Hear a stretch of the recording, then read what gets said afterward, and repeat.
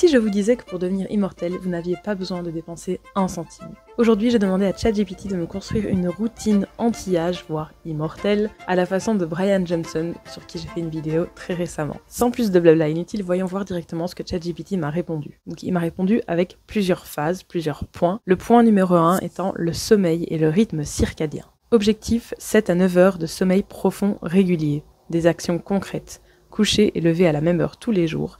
Pas d'écran lumineux 1 heure avant le coucher. Donc plutôt de la lecture, de la méditation, de la musique douce. Et si possible, une chambre sombre et fraîche. Idéalement entre 19 et 20 degrés. Ça crée un impact, ça va réguler les hormones, réparer l'ADN et réduire l'inflammation. Alors je suis pas très certaine de tout ce qu'il avance, comment ça réparer l'ADN, réduire l'inflammation, je ne sais pas. En tout cas, une chose est sûre, on le sait, c'est que le sommeil, c'est la base de la santé aussi. Si on dort pas assez, on va mal. Donc je pense que c'est assez correct comme conseil. En numéro 2, il parle de l'alimentation anti-âge. Le principe Bryan Johnson, c'est la nutrition comme médicament. Avec des actions low budget, ce qu'on peut faire nous, c'est manger majoritairement végétal, donc des légumes, des légumineuses, des fruits, des protéines aussi, des œufs, des lentilles, des pois chiches, des haricots, des gras sains, huile d'olive, graines, noix en petite quantité, réduire le sucre, les produits ultra transformés, éviter l'alcool, ou en tout cas le réduire, hydratation, boire suffisamment d'eau, et le jeûne intermittent optionnel, donc passer 12 à 16 heures sans manger, ça peut améliorer la longévité apparemment. Et ChatGPT nous donne une astuce, tu peux suivre les bases sans mesurer les calories, juste équilibre et régularité. Bon, alors là, je vois qu'il n'a pas mis de viande du tout. Est-ce qu'il s'est basé là-dessus juste parce que Bryan Johnson, il a vraiment un régime très carré, très limité, et je pense qu'il mange pas de viande, hein, je le disais. Ou est-ce qu'il s'est dit, il vaut mieux juste éviter l'alimentation à base de viande pour une meilleure santé? J'ai peut-être un peu biaisé ChatGPT quand je lui ai dit à la façon de Bryan Johnson. En 3, concernant l'activité physique. Objectif, préserver les muscles, le cœur et le cerveau. Les actions à faire à la maison avec 0 équipement. Une marche quotidienne, ne serait-ce que 30 minutes. Renfort au poids de corps, squat, fente, pompe, gainage. Des étirements pour la mobilité, yoga ou routines gratuites sur YouTube. Et monter des escaliers si possible. L'impact, c'est que ça maintient la masse musculaire, la circulation, la glycémie et la densité osseuse. Bon, là encore une fois, c'est clair que l'activité physique c'est bon pour la santé. Et c'est vrai que j'avais entendu parler de la marche quotidienne qui est apparemment le meilleur exercice doux qu'on puisse faire pour notre petit corps. Et pendant un moment, j'avais essayé de tenir l'objectif de 10 000 pas par jour. Mais j'ai un travail très sédentaire, je sors pas tous les jours de chez moi. Donc en vérité, c'était très difficile à tenir. J'ai quand même essayé, puisque ça menait à des moments où je faisais mon petit jogging sur place, ou bien alors je marchais sur place, où je faisais le tour de ma chambre, de la maison, etc. C'est quand même pas la meilleure façon de les faire, ces petits pas, mais j'ai essayé. Mais pas assez longtemps pour dire si je voyais des effets à long terme. En 4, gestion du stress. Objectif, réduire cortisol et inflammation. Technique gratuite. Méditation de 5 à 10 minutes par jour, avec des applications gratuites ou sur YouTube. Des respirations profondes avec la méthode du 4-7-8 ou cohérence cardiaque. Le journaling, noter ses pensées, gratitude. L'impact, c'est qu'on a une meilleure régulation hormonale et un sommeil amélioré. Je connais pas forcément tout ce qui est détaillé. Le 4-7-8 au niveau de la respiration, j'imagine que ça correspond à des secondes ou bien alors c'est quelque chose que je connais pas.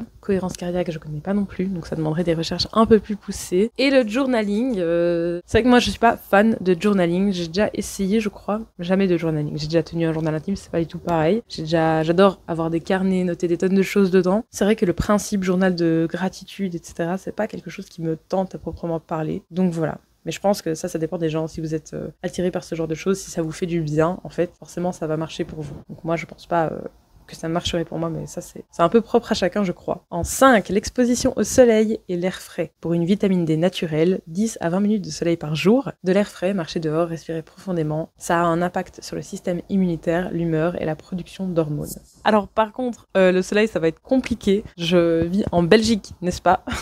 Donc c'est à moins de vivre dans un pays assez ensoleillé où il y a du soleil un peu tous les jours, je pense que ça va être très compliqué à tenir. Mais ça n'empêche pas effectivement d'aller prendre de l'air frais quotidiennement, même s'il n'y a pas de soleil. En 6, la santé cognitive. Objectif, cerveau performant et neuroplasticité. Des actions gratuites telles que la lecture quotidienne, l'apprentissage d'une nouvelle compétence ou d'une langue et les jeux de mémoire ou casse-tête. Alors effectivement, je crois que entraîner son cerveau, enfin c'est pas que je crois, ça on sait, entraîner son cerveau c'est une bonne chose. La lecture quotidienne, rien à redire, on le sait, c'est très bien pour plein de choses différentes. Et c'est vrai que continuer à apprendre des choses, en fait, c'est une très bonne façon d'entraîner le cerveau. Donc apprendre des nouvelles compétences, apprendre une nouvelle langue. Moi, ça me tente très bien d'apprendre une 3e langue parce que je parle 2 langues, français, évidemment, et anglais. J'ai eu des cours de néerlandais à l'école, mais c'est une langue que j'ai pas du tout entretenue. J'étais déjà pas top à la base.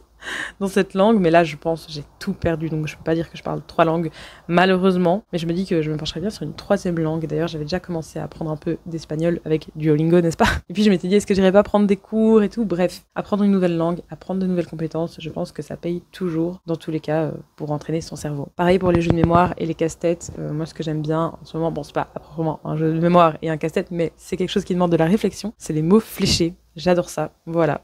Étape numéro 7, l'environnement. Objectif, réduire les toxines et les polluants. Action maison, aérer 10 à 15 minutes par jour, moins de produits chimiques dans les nettoyages ou les cosmétiques, éviter le tabac, la vape, la pollution domestique si possible. J'ai dit la vape, mais c'est la vape. Ah, j'ai totalement lu à la française, bon c'est pas grave. Mais oui, aérer sa maison, c'est très important. Bon là, il parle de 10 à 15 minutes par jour. Moi, je ne sais plus où j'avais lu, où j'avais su qu'il fallait même idéalement faire 2 fois 10 à 15 minutes par jour au niveau de l'aération de sa maison. Les produits chimiques, évidemment, dans le nettoyage ou dans les cosmétiques. C'est vrai qu'on n'y pense pas, mais en nettoyant régulièrement et en utilisant des produits chimiques, on peut inhaler tout ça et ça doit pas être très bon sur le long terme, c'est vrai. En 8, suivi et optimisation. Même sans budget, tu peux suivre ton état. Journal avec ton sommeil, ton humeur, ton énergie, ton poids, ton tour de taille, des notes sur ta digestion et sur ta forme générale, ce qui permet de voir ce qui marche ou ce qui bloque. Bon là, pareil aussi, si vous voulez vraiment vous lancer dans un truc très suivi, pourquoi pas. Il nous donne aussi une petite routine 0 budget immortel. Le matin, 5 à 10 minutes de respiration, des étirements, un petit déjeuner équilibré avec des œufs, des légumes, des lentilles, 10 à 20 minutes de soleil si possible. Dans la journée, caler 30 minutes de marche, travail vidéo, peut-être qu'il a retenu que j'étais monteuse vidéo et que c'est pour ça qu'il dit ça, des collations telles que des fruits ou des légumineuses, et le soir, un dîner léger végétal avec des protéines, de la lecture, de la méditation, couche régulière, chambre sombre. Bon, voilà un petit peu ce que ChatGPT nous propose pour avoir une vie d'immortel ou de personne qui vit de manière